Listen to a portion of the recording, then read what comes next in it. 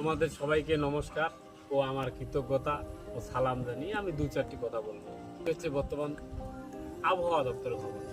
গত 10টি মাস গেল মানুষ ভাবতেছে যে বৃষ্টি হবে, এখন বৃষ্টি হলো মানুষ বলতেছে রৌদ্র কি হবে না, আবার রৌদ্র হচ্ছে এখন বলুন কালকে হাওয়া হবে না, হাওয়া হলে রৌদ্র হবে না। আর এটা কি পার্টি নাকি? এটা কি কোনো ইলেকশন? কে জিতবে কে জিতবে? এটা তো উপরওয়ালার কাছে খেলা, এটা উপরওয়ালা বিচার করবে কবে বৃষ্টি দেবে, কবে রৌদ্র দেবে, কবে ওয়েদার চেঞ্জ হবে। এটা তো তার হাতে খেলা না, এটা মানুষের হাতে কি সব? তাহলে মানুষের হাতে সব যদি হতো তাহলে মানুষকে কেন মানুষ মরে যায়, মানুষকে বাঁচাতে পারে না?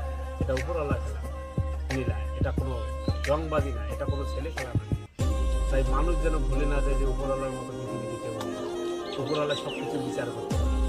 ছাগলের জীবন যিনি দান করে মানুষের জীবনে সেই দান করে, বাঘের জীবনকে দান করে, সিংহের জীবনে দান করে, কিন্তু মানুষ কারো জীবনকে দান করতে পারে, মানুষ ধ্বংস করতে পারে, মানুষ গড়াতে পারে।